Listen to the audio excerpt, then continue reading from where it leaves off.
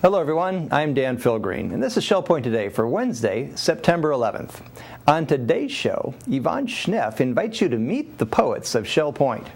We'll learn how to get the most out of your hearing aid, and we'll also discuss the South Fort Myers Food Pantry, the work that goes on there, and the donations and volunteers that make it possible.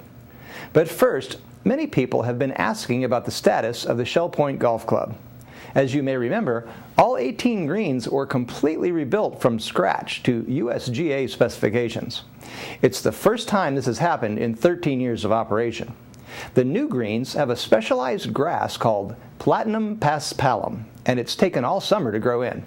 Thankfully, we've had steady rain and steady sun, so the course should be opening next month. If you're a member of the Shell Point Golf Club, then you get the first opportunity to play some sneak preview rounds in October.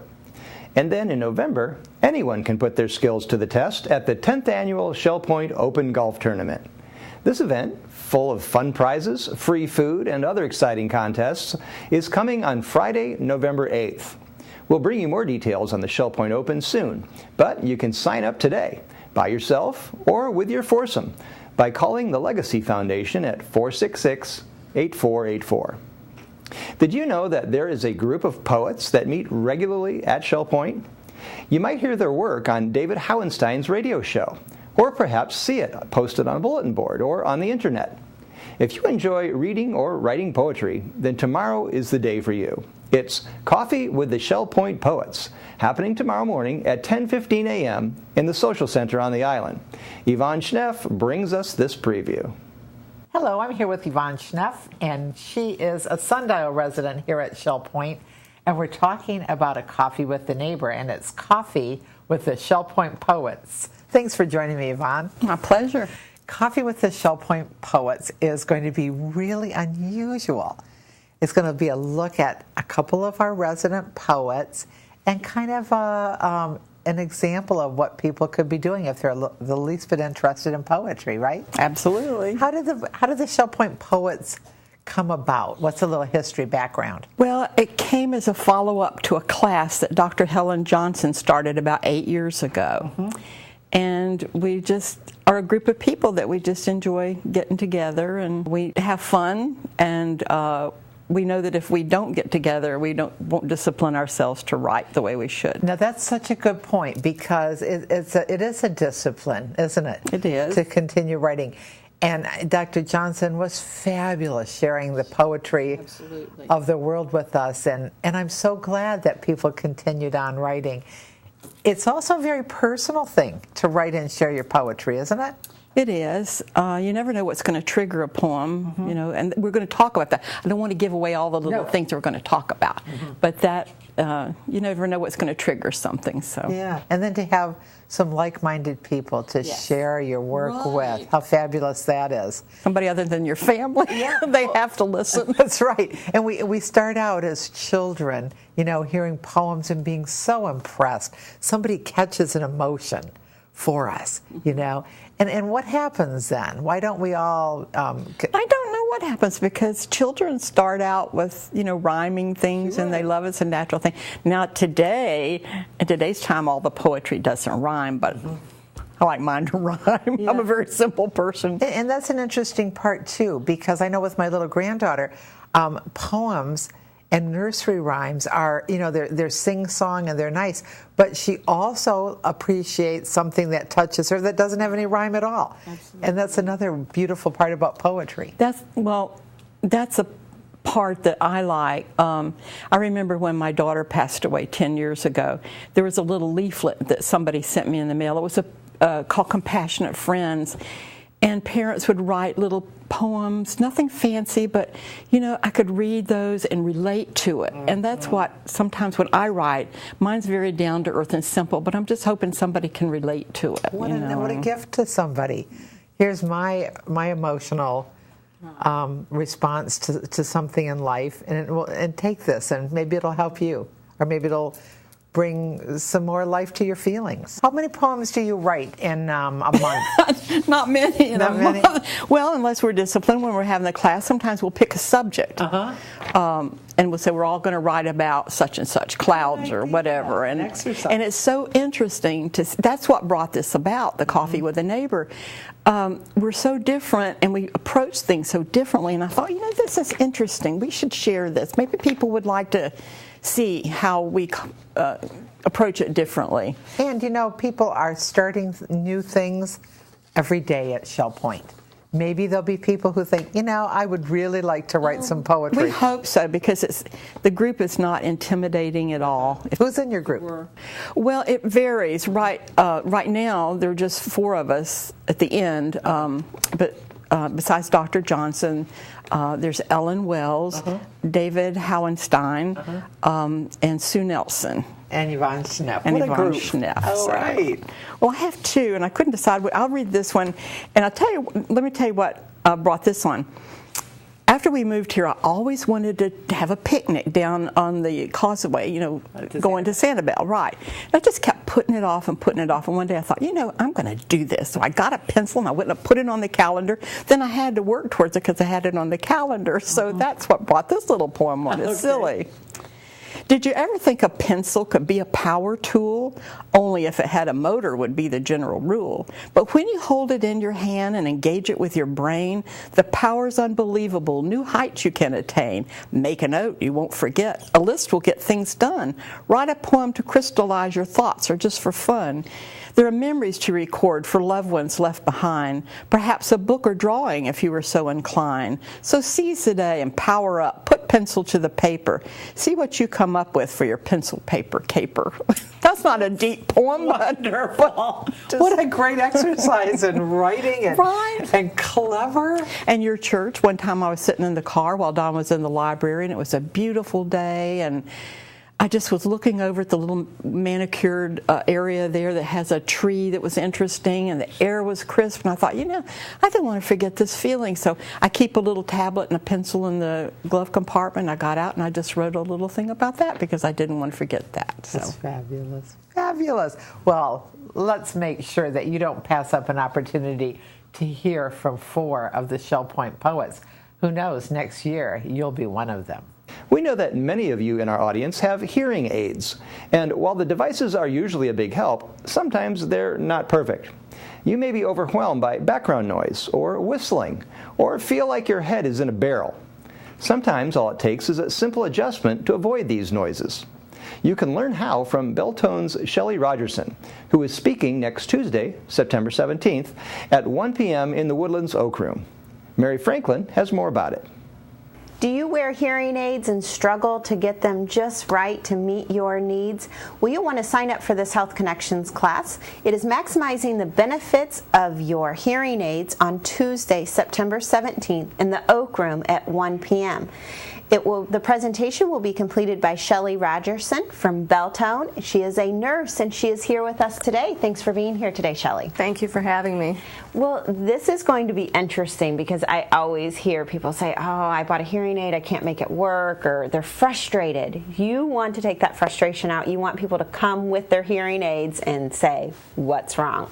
Right? Exactly, yes. We'll discuss, how to get the best performance out of your hearing aids, what you can do to best maintain them and keep them working and doing well for you. And then we'll also go over some suggestions or ideas if you feel like you're not getting the best benefit out of your hearing aid, what you should do, what steps you should take in order to try to correct the problem, or what steps to go through to maximize what you've already purchased. Right. Because your hearing aid shouldn't cause you more frustration. No, we don't want that. Right. And a lot of times it's just a simple adjustment or simple steps that you can do to improve how you hear. Mm-hmm. And we'll also discuss some strategies of how to maximize your hearing in certain listening situations that might be challenging, like a restaurant, a noisy place, or church.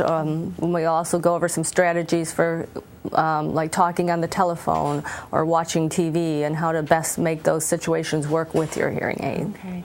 This is going to be really interesting because you're going to give these tips, and it will be a two-way street. They can ask you questions about, what happens when, you know, the grandkids come and they're screaming at all high levels, and or they have the TV on in one room and you want to watch in another room. Those are all conflicts that can affect your hearing aid. Right. We can address, you know, specific problems that each person might be having. They can bring their, you know, have an opportunity to ask questions and get tips for improving their lifestyle. All right. Well, I'm glad this is going to be an interactive session. So write down your questions and bring them to the Oak Room on Tuesday, September 17th, maximizing the benefits of your hearing aids. I hope that you have a wonderful and happy day. Today marks the beginning of Shell Point's food drive for the South Fort Myers Food Pantry. This coalition of local churches, including the Village Church, gathers food from many different sources and then distributes it once a week to needy families at the food pantry location on Cypress Lake Drive. Every so often, the pantry is in desperate need of certain items like canned tuna, canned chicken, and peanut butter and jelly. So this week, the Village Church is organizing a food drive to restock the shelves of the food pantry. You can bring non-perishable food items or cash donations to several secure locations around Shell Point, including the Island and Woodland Service Desks, the Eagles Preserve Fitness Center, and the Village Church Sanctuary. Of course, many Shell Pointers don't just donate money to the food pantry, they donate their time as well.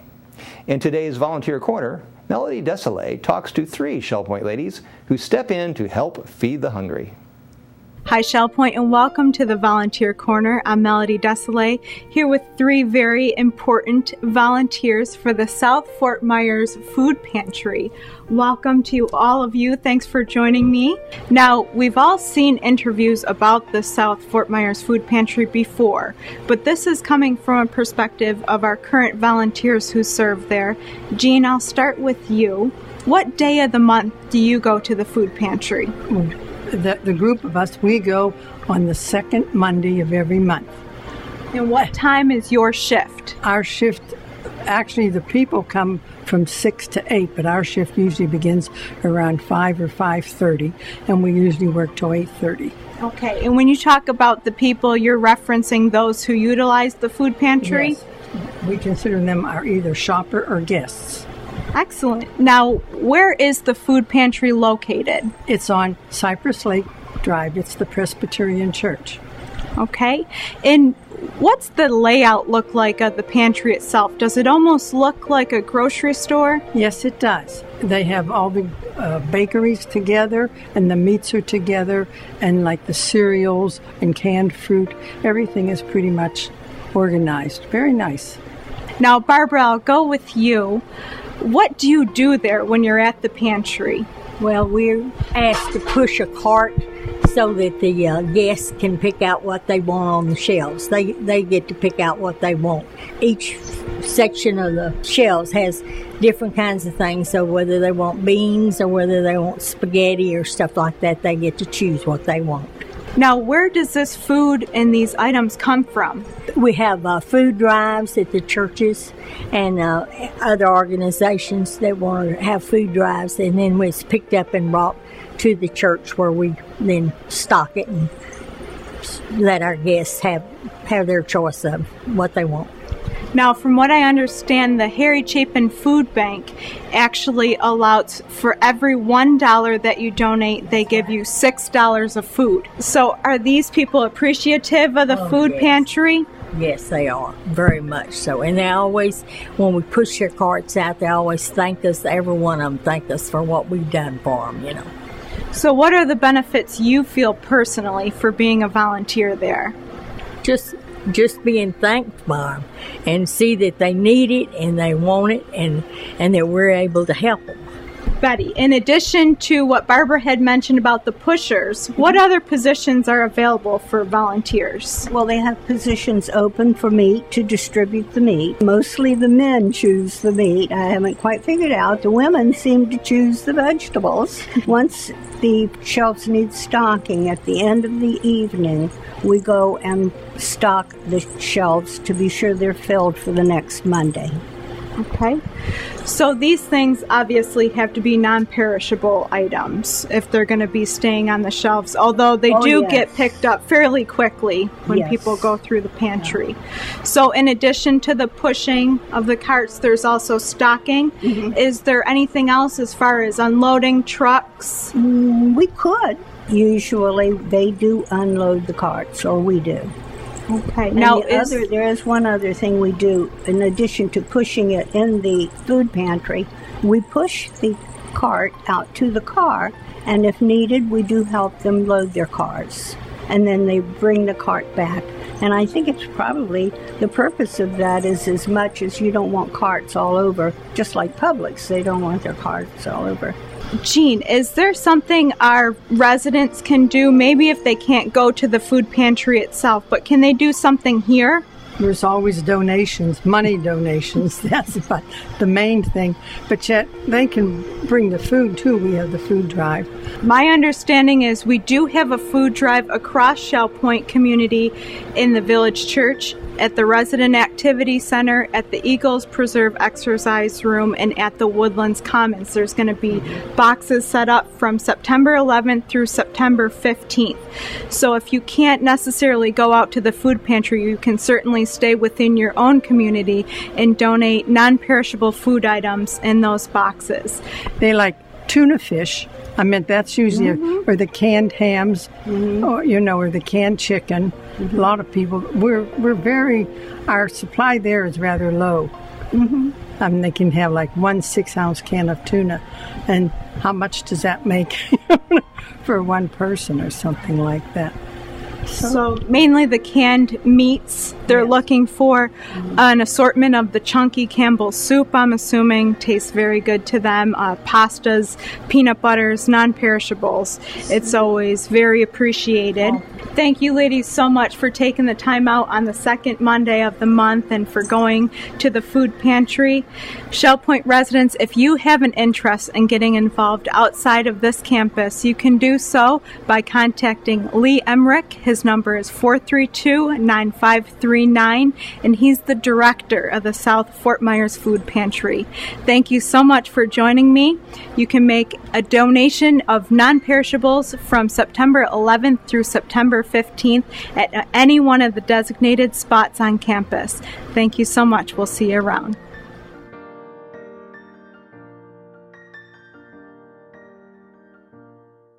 It's time now to cover all of today's happenings from Resort Services, followed by your Academy News, menus, and Village Church Connections. Well, it's Wednesday, September 11th. Thanks for joining us for the Happenings segment of Shell Point TV. I'm Bev Chandley, here with Suzanne Savada, and we're going to go over the activities offered here at Shell Point today. We're going to start out this morning at 7:45 with the men's Bible study gathering in the Osprey Room on the island. At 9 o'clock, you'll find Jurassic Travel in the Egret Room, and they will be there till noon. Also at 9 o'clock, we have the Round Robin Men's Doubles Tennis at the Woodlands Tennis Courts. Our last 9 o'clock activity is the Watercolor Group with Phil Hilton down in the Art Studio. 9:15, the Scrapbooking Group will be in the Tarpon Room. Then 10 o'clock, we have the Ladies' Bible Study in the Osprey Room. Those model yachts will be sailing at the Woodland Common Lake at 10:15. Then we move to 11:30, where we have a Health Connections class, specifics in strength training. That'll be in the Health Club, and that's currently full. Here's Suzanne to tell you what's going on here this afternoon. Thanks, Bev. We'll start the afternoon off at 1 o'clock with chess being played in the Library Lounge on the island. At 1:45, we have a Health Connections, Balance and Mobility Training Level 1 in the Health Club on the island, and this is closed. At 2:30, Jazz and Stuff will be playing in the Grand Cypress Room at the Woodlands. At 3 o'clock, the Bible Study Group will be in the Community Room of King's Crown. Also at 3 o'clock, we have a Health Connections Pilates Stretch in the Health Club on the island. And our last 3 o'clock activity is the Memory Care Group meeting in the 3rd floor craft room of King's Crown. Sign up is required. At 4 o'clock, the Lily & Company Jewelers will be here for their weekly jewelry service in the Egret Room on the island. 4:30 is the time for indoor bocce in the Health Club on the island. At 5:45, we have the church choir rehearsal in the choir room of the Village Church. and we'll end the day at 7:15 with prayer and praise in the Village Church on the island. That wraps up Wednesday. We hope you have a great day, and we look forward to seeing you back here on Thursday. Hi, I'm Terry Koleth with your Academy information for Wednesday, the September 11th. At 9 o'clock, our first Academy on the Go educational field trip begins with court pickup on the island at 9 o'clock, and the destination is a Calusa Mound House. At 10 o'clock, we start Lomography in the Save Room of the Woodlands. Sign up is required. And then at 1 o'clock, Color will begin in the Sable Room at the Woodlands. Sign up is required. At 1:45, we have Computer College Prep School in the Computer Teaching Center on the island. Sign up is required. I'd like to share some new classes coming tomorrow. We will have our first Coffee with a Neighbor, and it is Coffee with the Shell Point Poets. You'll get to know David Howenstein of Cameo, Suzanne Nelson of Lakewood, and Yvonne Schneff of Sundial, and you'll learn a little bit more about poetry at Shell Point. Mahjong Basics Session 1 begins with Mary Jane Atkinson of Parkwood and two Eagles Preserve residents, Karen Lieberless and Mac Nichols. And we have a Technology Today and Tomorrow class on the Apple iPad called Got One? Now What? With Penny Modridge of Nautilus. Menus for Wednesday. In the Crystal Room, the Crystal Platter is beef chili in a bread bowl with fried cauliflower. The dinner special is the pasta buffet for $10.95, and the soup of the day is Duchess. In the Island Cafe for lunch on Wednesday, enjoy a Monte Cristo with a side salad for $6.95. The dinner special is grilled shrimp for $7.95. All menus are available 24 hours a day at www.shellpoint.net. Hi, I'm Randy Woods, and I'm here today with Lee Emmerich, and we've been together many times to talk with you about the food drive that supports the South Fort Myers Food Pantry. Lee, thanks for joining with me, and thank you also for all the time and energy that you invest by volunteering not only in our community to assist us and inform us about this program, but you get your hands dirty. You're working there at the food pantry each week. That is true, yes. Well, tell us about what's so special about this food drive coming up here in September. Well, it is a little bit different, and we'll get back. We can do the dates several times, but the dates, I believe, are September 11th through the 15th. Yes. And the first of all, thing that's different this year is I'm not sure if we did a food drive in September or not earlier, but this is actually a Hunger Action Month. So that's right. Nationally, folks all over the country are concerned about those struggling with hunger. So my plan is to put an action plan together so that we can participate. Mm-hmm. Secondly, I just want to tell you and the people at Shell Point and the Village Church that I attended a hunger summit earlier this year, and their theme was Fighting Hunger, Feeding Hope. So we decided to base this food drive on that. And we have taken the word hope and we've expanded into helping, H, other, O, people, P, eat, for the eat. So helping other people eat. Oh, well, that's well symbolized in that logo, Fighting Hunger, Feeding Hope.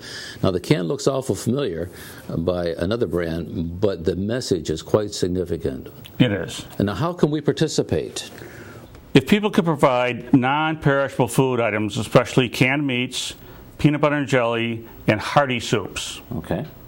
Secondly, donations of money.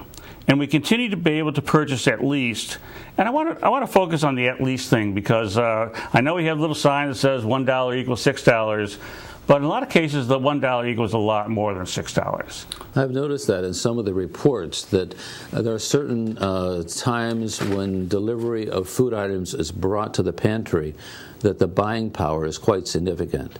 And so what I might spend at the grocery store can't really compare with what you're able to get and the resources that are available to support the food pantry. That is so true, yes.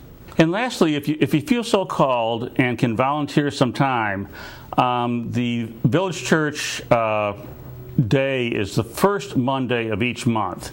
And if you're interested in doing that, I would ask you to please contact the church office for the details on times and what you can do. And there's all kinds of jobs. And if you're interested in doing that, we'd certainly certainly like to have you there. Well, I understand that there is a need for many helpers, and you volunteer. There are about 8 or 10 others from our church and community that give their time. For some it's an hour or two, and others it's all day or all evening to participate, whether it's organizing the food, taking the labels and getting it on the shelves, or actually handing it out and delivering to the clients. Lots of opportunities. So contact the church anytime, and we can help you with that. Yeah, please ask for my wife, Jeanne, who is also actively involved in the food pantry. It's great for us to be able to be a part of this. And as we were mentioning that, for making contributions, we can make our checks. What would you suggest, or the instruction? I see it's in the Shell Point Life. On page 42, we have the article there, Joining Forces to Combat Hunger. But remind us about making our checks payable to. Checks can be made payable one of two ways, either to the South Fort Myers Food Pantry directly, or to the Harry Chapin Food Bank. But if you're going to do the Harry Chapin Food Bank, please, on the little memo line on the bottom left-hand corner of your check, please say this money is for the South Fort Myers Food Pantry. So then it will be the funds will be applied appropriately to our account. Great. Well, we look forward to having everyone participate and bringing your food items, again, those canned goods. There are 4 drop-off locations in our community. You can do it at the service desk at the Island, or at the service desk in the Woodlands, as well as at the Health Club at Eagles Preserve, or certainly any day, bring it here to the Village Church, and we'll collect all those items together and make a big delivery here on the 16th of September. But items are being collected September 11 through 15. So thank you, Lee, and I appreciate so much all that you do to keep us informed, as well as the effort getting your hands dirty and working on our behalf there at the food pantry. Well, thank you for joining us today, and I trust that you will participate and share with us as we reach out to our community to help those in the food pantry ministry. Have a great day. We're glad you joined us for today's show. Tune in tomorrow as we learn how the Carefree Group allows caregivers some all-important respite time of their own. We'll also travel around the globe as we preview Jim and Ginny Plummer's presentation this weekend about their Around the World cruise. Until then, this is Shell Point Today for Wednesday, September 11th. I'm Dan Philgreen, and from all of us at Shell Point TV, we hope you have a great day, and we'll see you back here tomorrow.